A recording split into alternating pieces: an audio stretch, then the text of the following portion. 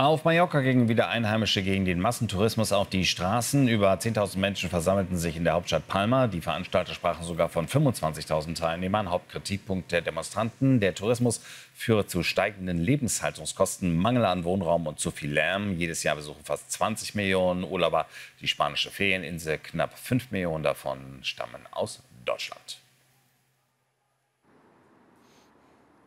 Und damit schauen wir nach Mallorca zu Daniel Koop, der bei diesen Protesten mit dabei war. Arbeitet und macht keinen Urlaub. Ich sag's dir, das scheint ja immer größer zu werden. Wie hast du denn die Stimmung dort erlebt?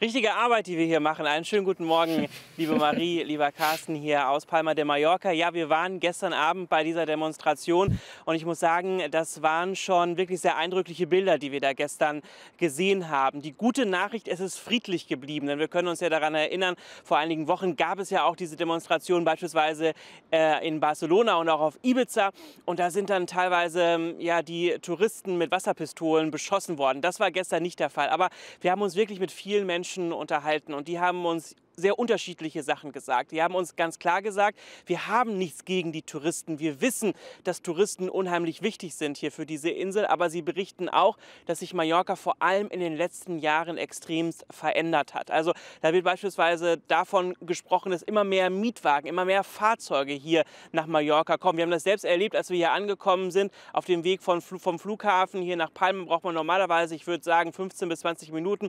Wir standen fast eine Stunde im Stau. Und auf der anderen Seite die Mietsituation, absolute Katastrophe, hat man uns gesagt. Wenn man hier ein Normalverdiener ist, dann bekommt man eigentlich keine bezahlbare Wohnung. Das heißt, man muss aus Palma raus, man muss aufs Land, hat dann wieder das Problem, dass man dann im Stau steht. Also die Menschen, sie wissen, sie sind vom Tourismus abhängig, sie fühlen sich aber von der Balearenregierung hier in irgendeiner Weise, das sagt man uns auch immer wieder, verkauft. Und man hört auch immer wieder von der Balearenregierung, dass man da eigentlich nicht groß etwas tun möchte, weil man möchte auf jeden Fall, dass die Touristenzahlen so weit oben bleiben. Ich habe es gerade eben hier auch noch mitbekommen, großes Kreuzfahrtschiff, das hier angekommen ist. Also man kann davon ausgehen, auch am heutigen Tag wird Palma de Mallorca wieder komplett überlaufen sein.